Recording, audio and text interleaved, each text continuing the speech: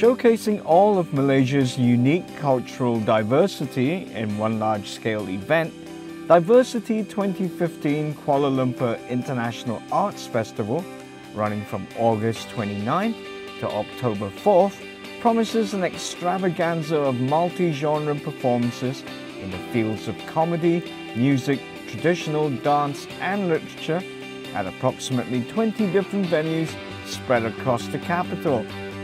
A private initiative supported by various government ministries and agencies like the Department of Arts and Culture, Tourism Malaysia and the Ministry of Tourism and Culture, DiverseCity 2015 will feature some of the very best local artists and performers that the region has to offer, curated by renowned local artists well known in their field. We're in this for the long term. Even the mayor, when he first met us and heard this, he said, make sure this lasts for at least 5 years out. Because it does require a lot of stamina, tenacity, it requires a vision.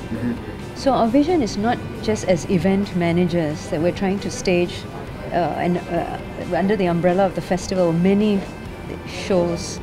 I think for us, and that's why diversity is the overarching theme, for us we're really trying to showcase beyond government sloganeering what is Malaysia, truly Asia, what it means to be one Malaysia.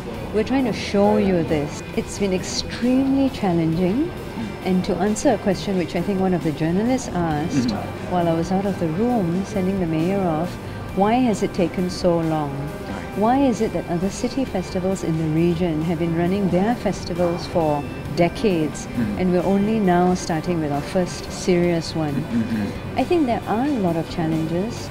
We are confident that we've surmounted most of them, and I'm not foolish enough to say that it's going to be smooth sailing from now onwards. But I think the important thing to take away from all of this is attitude. That at the end of the day, if you've got the right attitude that we are going to work together to make this happen, if we have the attitude that we really want to showcase something that's international, that's groundbreaking, that's a landmark event, I think if you have that right attitude, that makes a world of a difference. For a week starting on September 16th, which also happens to be Malaysia Day, the comedy portion of the Kuala Lumpur International Arts Festival will feature a lineup of local, international and regional comedians, with Harith himself top-lining the bill. You're absolutely correct. If Malaysia ever needed a laugh, this is the year. And that's what I'm going to say about that. What makes this festival special? Okay, here's how it came about. As a comedy fan, everyone knows Melbourne International Comedy Festival. People know Edinburgh Fringe. People know Montreal Just for Laughs. These are all, inverted commas, white countries. And traditionally in English. There is none in Asia. There's no comedy festival in Asia. Now, what has been happening over the last 5 years is international comedians have been coming to Malaysia. And what amazes them and what they love is when the Malaysian audience is generally 90% local. In any other country in Asia, that includes Singapore, obviously Jakarta, Bangkok, Hong Kong, wherever, China, Korea, audiences are expats. But in Malaysia, you have a local audience appreciating, understanding what is essentially Western-style stand-up comedy.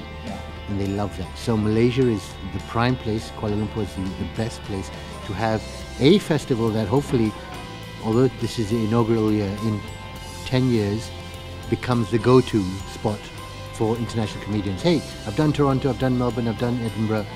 I want to try Kuala Lumpur. I want to go to Kuala Lumpur. That sounds like a great place.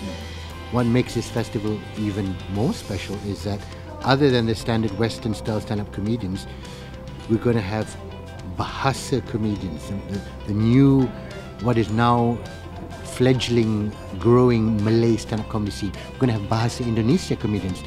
Stand-up comedy only started in Indonesia 3 or 4 years ago.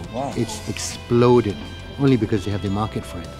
I'm going to have Cantonese comedians coming down from Hong Kong. I'm going to have Filipino comedians not only performing in English, but also Tagalog shows. So this will be a truly international comedy festival.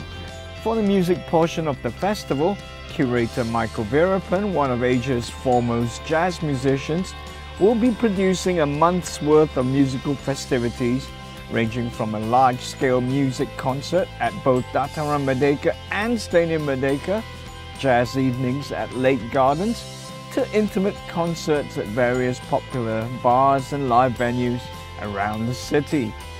My goal for this festival is to promote the local. And as usual, whenever you have festivals like this, the local is the forgotten one. But not this time. This time it's 200 over musicians taking part. I want to change the narrative. I want the narrative to be about you come to Malaysia, see our International Arts Festival and buy local. I'm very proud of local musicians. I think they're tremendous.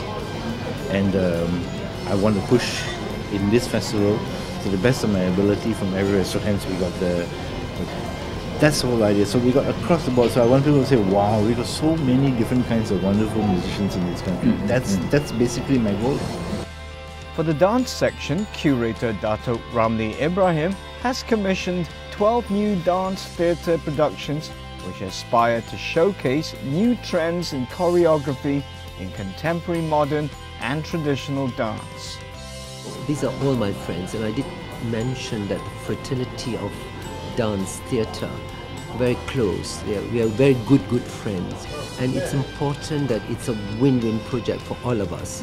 And even if I have to prepare the banquet and not enjoy the party, I'm willing to do that for the first time round. And I have been the instigator or the sometimes the mentor for a lot of the dance maker to take more risks, creative risks, to do new works. So we are commissioning new works. We are not in a way cultural brokers engaging some other groups. We are actually going into the local creative talents, both upcoming, emerging and also established one, to say that let's have a new work. According to curator Care Nagderon, Managing Director of Institute Terjemahan and Buku Malaysia, the ASEAN-based literature portion of the festival will be one of the most intriguing ever held in the country, featuring prominent poets, performing artists from shadow play, monologuists, authors and speakers from Malaysia and neighbouring countries. We are trying to, first is on the literature. We will try to have all the ASEAN poets to come. And we will have a forum gathering so that we can discuss and then elaborate. We have several topics that we will discuss.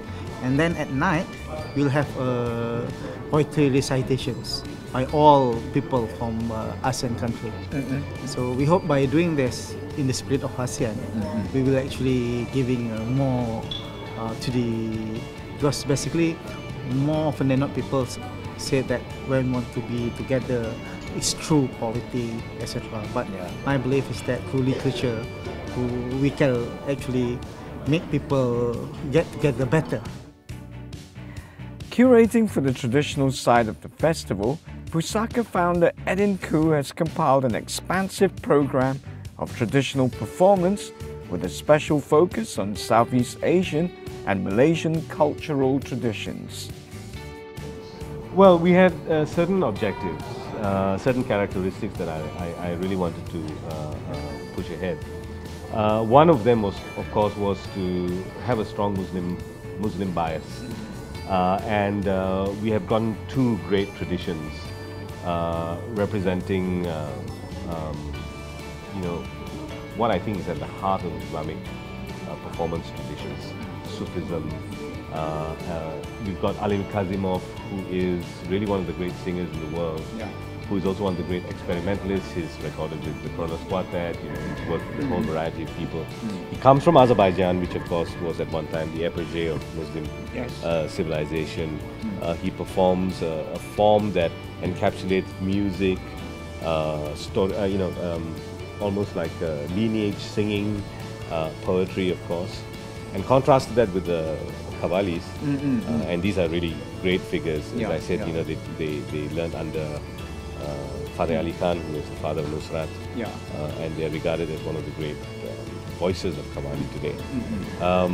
Again, you know, encapsulating Islamic music and all that it stands for, poetry and philosophy and theology, all in music. I think very instructive for us because, and these are some of the great traditions in the world today, right? And they are Muslim traditions.